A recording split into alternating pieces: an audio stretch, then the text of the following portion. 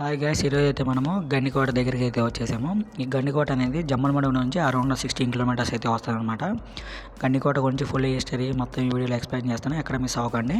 అసలు గండికోటకి ఎలా వెళ్ళాలి, మొత్తం బస్సులు ఉన్నాయా లేకపోతే ఆటోలలో వెళ్ళాలా ఏంటని మొత్తం ఎక్స్ప్లెయిన్ చేస్తాను. గండికోటకి అయితే మార్నింగ్ ఒక బస్సు, ఈవినింగ్ ఒక బస్సు ఉంటుందన్నమాట. అలాగే మీకు లేకపోతే ఆటోస్, షేర్ ఆటోస్ అలా తీసుకొని వెళ్ళిపోవచ్చు. పర్ పర్సన్ గల 300 లేదా 400 ఛార్జ్ చేస్తారు. ఇదైతే నా ఒక ఎక్స్పెక్టేషన్ అనమాట, అంత తీసుకుంటారని. నెక్స్ట్ అయితే స్టే విషయానికి వచ్చేస్తే మనకి ఏపీ హైతా హోటల్ అయితే ఉంటుంది. ఇదైతే ఇంక్లూడింగ్ బార్ అండ్ రెస్టారెంట్ అనమాట. ఇది ఒకటే గండికోటలో బార్ అండ్ రెస్టారెంట్.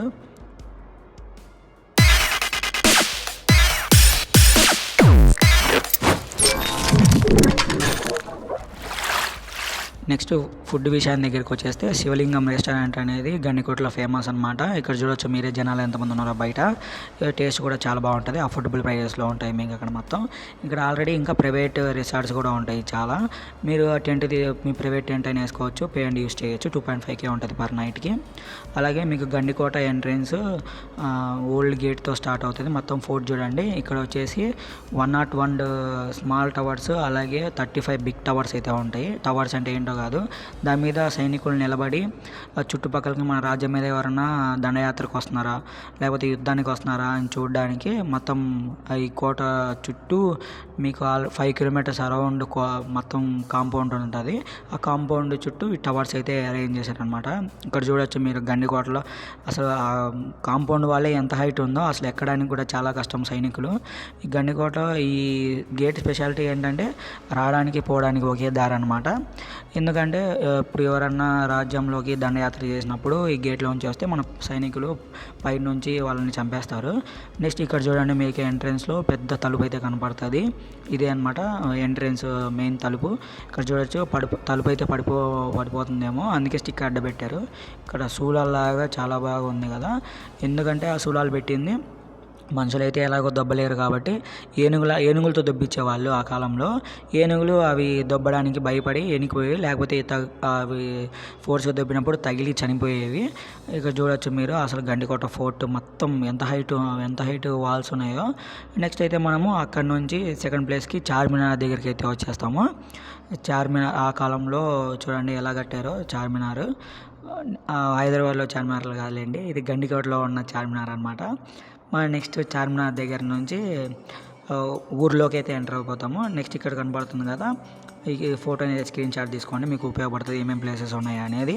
నెక్స్ట్ మనము జైలు దగ్గరికి అయితే వచ్చేస్తాము, గండికోటలో ఉన్న జైలు దగ్గరికి.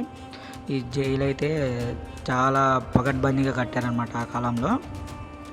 మీకు కనీసం అసలు వెంటిలేషన్ వచ్చేదానికి కూడా ఎటువంటి ఛాన్స్ అయితే లేదు లోపలికి, అంత పకడ్బందీగా కట్టారు జైలు. ఇంకా జైలుకి మీరే చూడొచ్చు ఎంత హైట్లో ఉందో ఆ జైలు మొత్తము. మీకు స్టెప్స్ చూడండి ఎలా ఉన్నాయో. మీకు ఈ జైలు హిస్టరీ చెప్తాను చూడండి. ఇప్పుడు అసలు పూర్వకాలంలో ఖైదీలు అనేది ఈ జైల్లో శవాల మధ్యలో ఉంచేవాళ్ళంట. ఆ శవాల మధ్యలోనే ఫుడ్ ఇచ్చేవాళ్ళంట ఆ జైల్లో. అసలు ఆ శవాల మధ్యలోనే ఫుడ్ తీసుకొని తినేవాళ్ళు. ఇక్కడ చూడండి అసలు మొత్తం శిథిలావస్థకు వచ్చేసింది జైలు అనేది.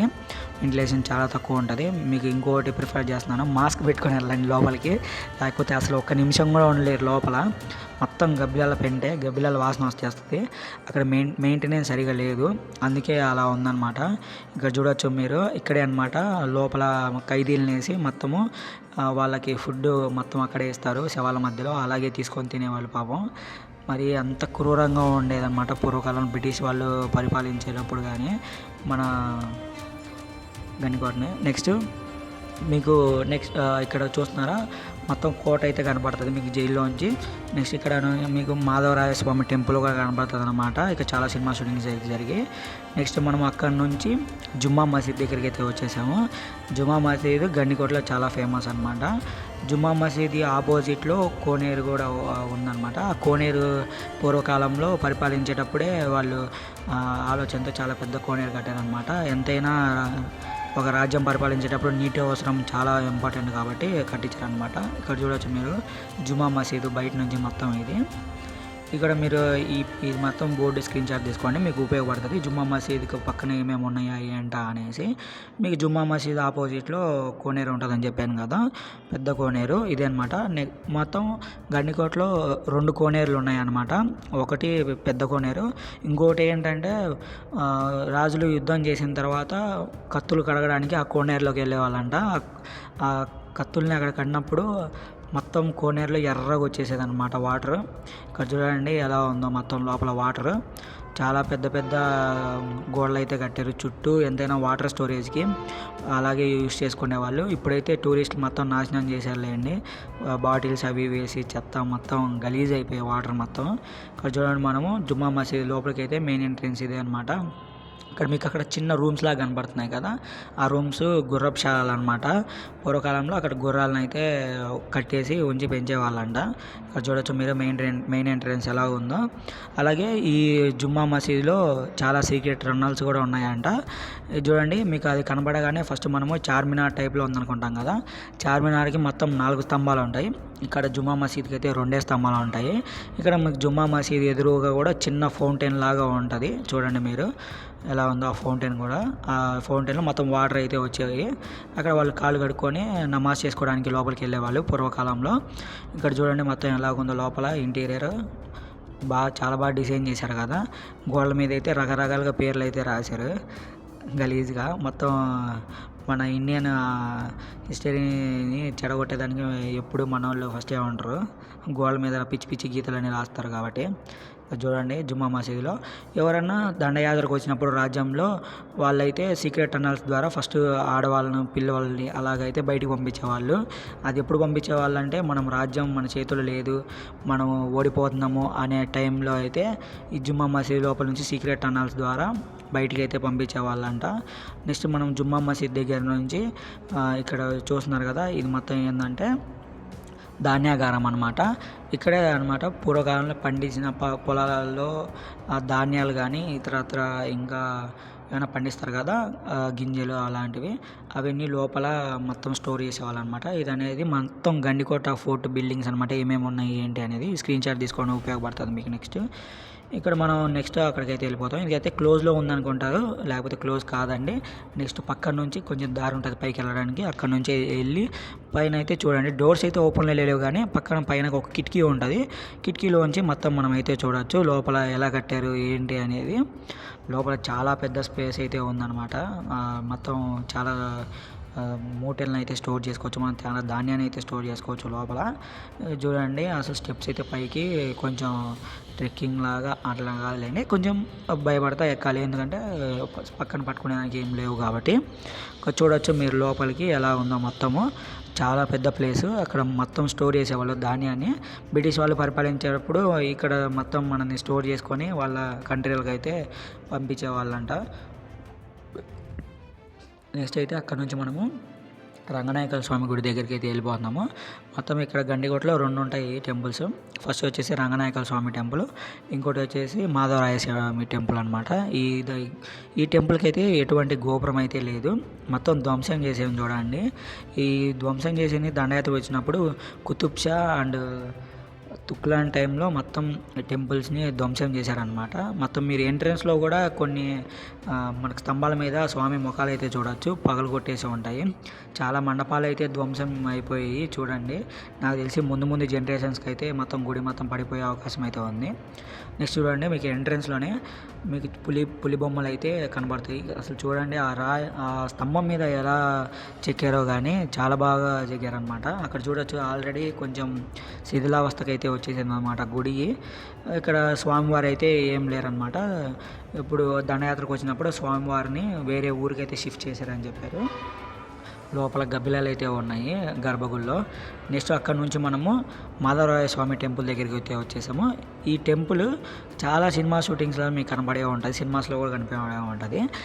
రీసెంట్గా వచ్చిన పొలిమేర 2 కానీ, ఇక్కడైతే రీసెంట్గా భారతి 2 కూడా తీశారనమాట. అక్కడ చూడొచ్చు మీరు పైన సగం గోపురం అనేది పడగొట్టేశారనమాట. దండయాత్రకు వచ్చినప్పుడు. అలాగే కొన్ని లోపల డ్యామేజ్ చేశారు. లోపల స్వామివారు కూడా అయితే లేదు. ఇక్కడ నుంచి స్వామివారిని వేరే ఊరికైతే షిఫ్ట్ చేశారని చెప్పారు. ఇక ఆర్కిటెక్చర్ చూడండి, మన ఇండియాని బీట్ చేసేది లేదబ్బా ఈ వాల్లో. అసలు ఆర్కిటెక్చర్కి చాలా బాగా డిజైన్ చేశారు చూడండి. ఆ చిన్న చిన్న రాళ్ళ స్తంభాల మీద దేవుడు బొమ్మలు కానీ, ఆ సింహాల బొమ్మలు కానీ, ఏనుగు బొమ్మలు కానీ చాలా బాగా చేశారనమాట. ఇక్కడ మేము వెళ్ళినప్పుడు అయితే ప్రీ వెడ్డింగ్ షూట్స్ అలా జరుగుతూ ఉన్నాయి. గుడి అయితే చాలా బాగుంటుంది. ప్రీ వెడ్డింగ్ షూట్స్కి అలా చేస్తారనమాట లోపల. ఇక్కడ చూడండి అసలు ఎలా ఉందో లోపల స్ట్రక్చరు, డిజైన్ కూడా చాలా బాగా చేశారు ఆ కాలంలో. ఎంతైనా శ్రీకృష్ణదేవరాయల ఆ పరిపాలనలో గుళ్ళు చూడండి ఎంత నీట్గా కట్టించారో. కాకపోతే దండయాత్రకు వచ్చినప్పుడు మొత్తం మీ గుళ్ళు పడగొట్టారనమాట. ఇక గర్భగుడిలో అయితే స్వామివారు అయితే లేరు. ఇక్కడ చాలా షూటింగ్స్ అయితే జరిగాయి. ఇంకా చెప్పాలంటే మీకు సాహసం కూడా ఇక్కడే జరిగిందనమాట. మీకు రాధేశ్యామ్లో కూడా ఒక సీన్ అయితే ఇక్కడ తీశారు. ఆ సాహసం సినిమాలో అయితే ఈ గుడి ఎక్కడ పాకిస్తాన్లో ఉన్నట్టుగా చూపిస్తారు కదా, ఈ గుడి అయితే పాకిస్తాన్లో లేదండి, మన గండికోటలో అయితేనే ఉంది. ఇక్కడ మనం అక్కడ నుంచి నెక్స్ట్ పెన్నా రివర్కి, the Grand Canyon of India దగ్గరికి అయితే వచ్చేసాము. ఇక్కడే అనమాట మనకి ఇంకొక కోనేరు కనపడుతుంది అంట లోపల. అక్కడే రాజులు యుద్ధానికి వెళ్ళి వచ్చిన తర్వాత కత్తుల్ని కడిగి అక్కడే ఆ కోనేరు మొత్తం ఎర్రగా మారుతుందంట. ఇక్కడ చూడండి ఈ మొత్తం అక్కడ నుంచి ఒక 200 మీటర్స్ ఉంటుంది అనమాట కోనేరుకి, ఆ పక్క నుంచి ఈ పక్కకి. ఎవరన్నా ఆ కోనేరు నుంచి దండయాత్ర, ఆ కోనేరు అండ్ ఆ రివర్ నుంచి ఈ పక్క వచ్చేదానికి ప్రయత్నించినప్పుడు అక్కడైతే ముసలిని వదిలేవాళ్ళంట. మా సైనికులను దాటుకునేటప్పుడు ఆ ముసళ్ళు అనేది చంపేస్తాయి అన్నమాట. ఇన్ కేస్ ఆ ముసలిని దాటుకొని వచ్చినా కూడా ఈ పక్క పైన మీకు మొత్తం టవర్స్ అనేది చుట్టూ గోళ్ళు ఉంటాయి కదా, ఆ గోళ్ళు అయితే గురించి సైనికులు చంపేస్తారనమాట. ఇక్కడ చూడండి అలాగే మీకు యాక్టివిటీస్ కూడా ఉంటాయి, లైక్ బోటింగ్, జిప్ లైన్, ఇంకా కయాక్ అవి కూడా ఉంటాయి. ఇక్కడ హిడన్గా చాలా వాటర్ ఫాల్స్ కూడా ఉన్నాయి లోపల. ఇక్కడ చూడవచ్చు. ఇన్ కేస్ దాటుకొని వచ్చినా కూడా ఎవరైనా సైనికులు ఇక్కడ చూడండి మొత్తం మేము టవర్స్ అని చెప్పాను కదా, అక్కడ చూడవచ్చు మీరు టవర్స్ చిన్న 1, 2, 3 అలా కనబడుతూనే ఉంటాయి. చుట్టూ మొత్తం 101 టవర్లు చిన్నవి, మొత్తం 35 పెద్ద టవర్లు అయితే ఉంటాయి. నెక్స్ట్ మనం అయితే ఒక వ్యూ పాయింట్ దగ్గరికి అయితే వచ్చేసాం. మొత్తం గండికోటలో 2 వ్యూ పాయింట్లు ఉంటాయి. మనమైతే రెండో వ్యూ పాయింట్ దగ్గరికి అయితే వస్తున్నాము. ఇక్కడ మీకు టెంట్ అవన్నీ అవైలబుల్గా ఉంటాయి. ఇక్కడ చూస్తున్నారు వైట్గా, అది అనేది ఏసీ టెంట్ అనమాట. 2.5K ఉన్నాయన్నమాట రేట్లు. ఇప్పుడు ప్రస్తుతం అదైతే టెంపరీగా క్లోజ్ అంట, ఇప్పుడైతే ఓపెన్లో అయితే ఏం లేవు. మీకు బెస్ట్ వచ్చేసి వీకెండ్స్లో అయితే ప్రిఫర్ చేసుకోండి. గండికోటకి కొంచెం జనాలు ఎక్కువ కనపడతారు, బాగుంటుంది. ఆల్రెడీ ఎవరో బోటింగ్ చేస్తున్నారు చూడండి అక్కడ. వ్యూ పాయింట్ అయితే చాలా బాగుంది కదా ఇక్కడ నుంచి. ఇంకా చూడండి మేము టెంట్ అయితే పర్ నైట్కి 1400 అలా ఛార్జ్ చేస్తున్నారు, including dinner and morning breakfast. లేదు మేము టెంట్ ఒకటే తీసుకుంటాము అనేది అయితే మొత్తం మీకు 1400 తీసుకుంటారు పర్ 3 పర్సన్స్కి. ఇంకా అయితే మేము రిటర్న్ వెళ్ళిపోతాము, ఇప్పటికే చాలా లేట్ అయిపోయింది. ఓకే మరి ఉంటాను. వీడియోని అయితే లైక్ చేయండి, షేర్ చేయండి, సబ్స్క్రైబ్ చేయండి. ఓకే మరి ఉంటా, బాయ్.